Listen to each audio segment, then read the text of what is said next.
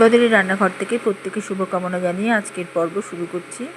আজ আমি একটি এই গরম পড়তে শুরু করেছে বলে সেই রকম একটি রেসিপি নিয়ে এসেছি, যেটা এখন বাজারে প্রায় উঠে গিয়েছে, সজনের ফুল। আমি সজনের ফুলের একটি অন্যরকম রেসিপি নিয়ে এসেছি, শুক্তো, মাখা শুক্তো। সজনের ফুল আমরা বিভিন্ন রকমভাবেই খেয়েছি, আর আজকে যে আমি রান্নাটা করেছি মাখা শুক্তো, এটা আমি প্রায় করে থাকি, আপনাদের সঙ্গে এই রান্নাটা শেয়ার করছি। এটা ভীষণ ভালো লাগে খেতে। সজনের ফুলের তো নানা রকম রান্না খাই আমরা, তো এই রান্নাটাও খুব সুন্দর। এখানে যা যা লাগছে, বেগুন, আলু, শিম, তারপরে মিষ্টি আলু, গাজর, এই আর কি, বড়ি, আর সজনের ফুল তো অবশ্যই লাগছে। এই দিয়ে এই রান্নাটা আজকে করছি। প্রথমে আমি ফুটন্ত জলের মধ্যে সজনের ফুল দিয়ে নিচ্ছি।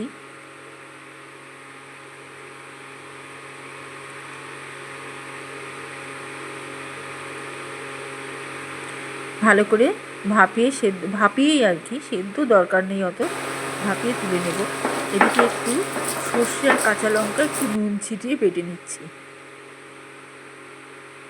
এই একই শিলপাটার মধ্যে আমি একটু পোস্ত দিয়ে পোস্তটা লঙ্কা ছাড়া বেটে নিচ্ছি।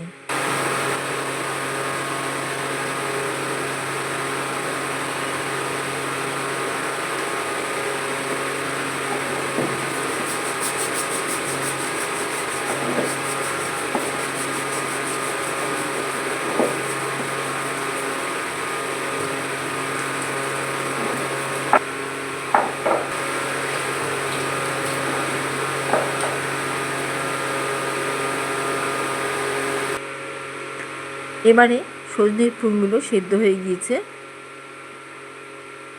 ভাপানো হয়ে গেছে আর কি, তুলে রাখবো। আর কড়াইয়ের মধ্যে সর্ষের তেল দিয়ে আমি একটু বেগুনটা দিয়ে দিলাম। এখানে বেগুনটা একটু ভাজা ভাজা করে এর মধ্যে কাঁচকলা দিয়ে নেব।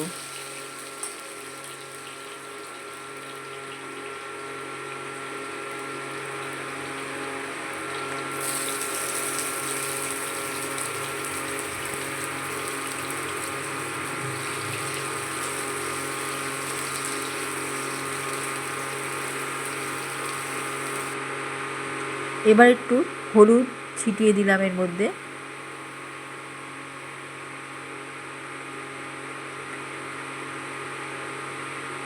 হলুদ লবণ দিয়ে এটা ভেজে নিচ্ছি। আর একটু সর্ষের তেল দিয়ে দিলাম, দিয়ে ভেজে এক সাইডে সরিয়ে রাখবো কড়াইয়ে।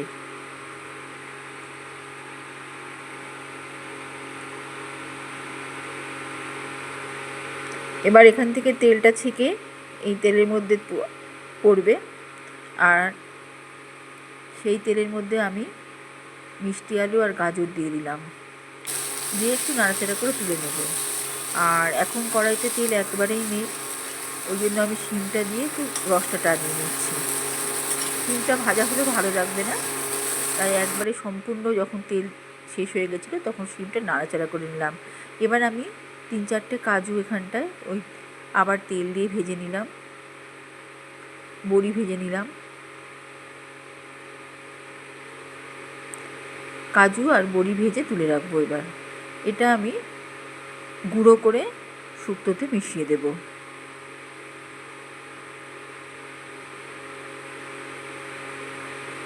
আর একটু নারকেল কোড়া থাকলো, নারকেলের গুঁড়ো। এবার কড়াইতে আবার একটু তেল নিলাম, নিয়ে ফোড়ন দিলাম, 5 ফোড়ন,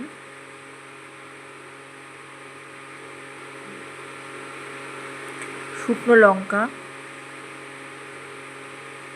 তেজপাতা। এবার ভালো মতো ভাজা গন্ধ বেরিয়েছে ফোড়নের।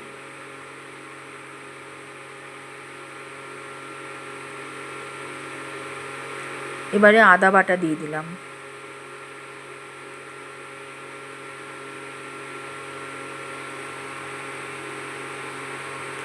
একটু হলুদ দিলাম, লবণ,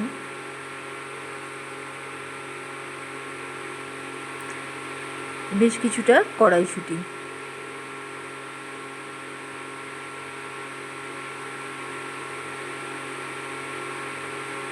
ভালো মতো আদা ভাজা ফোড়নের সঙ্গে সুন্দর একটা গন্ধ বেরিয়েছে। এবার আমি সর্ষে পোস্ত বাটাটা দিয়ে দিলাম।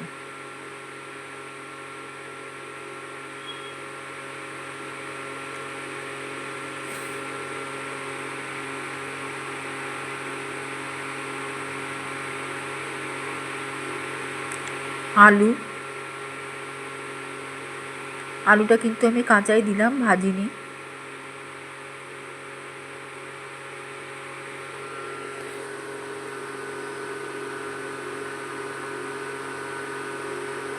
একটু কষিয়ে নিচ্ছি তেলে।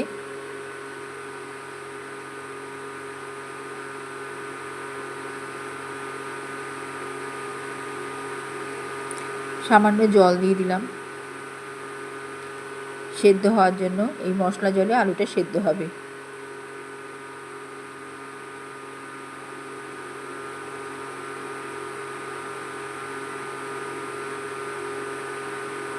এখানে এগুলো গুঁড়ো করে নেব, কাজু ভাজা, বড়ি ভাজা। ঢাকনা এদিকে ঝোলটা দেখছি কতটা হয়ে এসছে। মোটামুটি ফুটতে শুরু করেছে মশলা জলে আলু।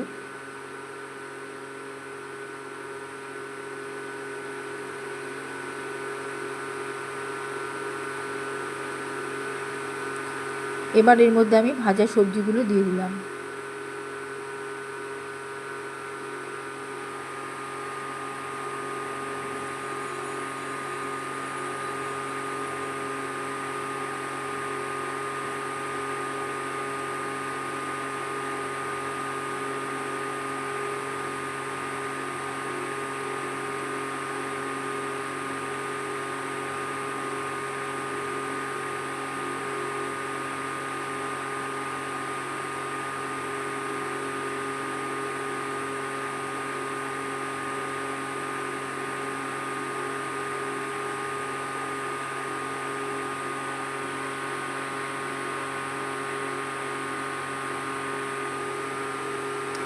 ভাপানো সজনের ফুলগুলো দিয়ে দিলাম।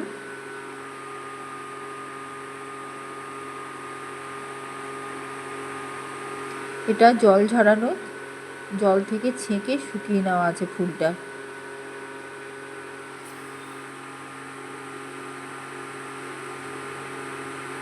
বেশি ঘাঁটাঘাঁটি করব না, ফুলগুলো ভেঙে যাবে। যাতে শুধুমাত্র রসটা টেনে যায় ফুলটা, ওই জন্য আমি রসটা একটু মিশিয়ে মিশিয়ে দিলাম। ঢাকা দিয়ে দিলাম, এই ভেপারেই রসটা অনেকটা টেনে যাবে, সেদ্ধ হয়ে যাবে আরও সব শুদ্ধ। এবার একটু জিরে গুঁড়ো দিলাম, আবার ঢেকে দিচ্ছি।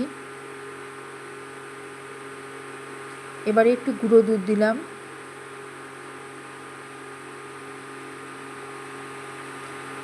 মিল্ক পাউডার দিলাম, ঘি দিলাম।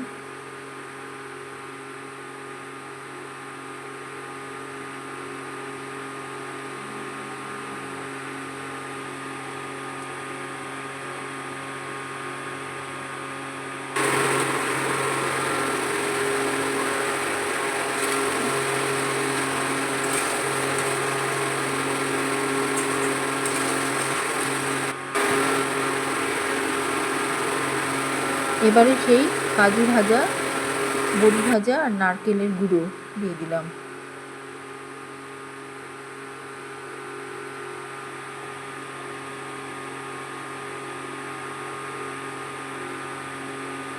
ভালো করে একটু হালকা হাতে কষিয়ে নিচ্ছি।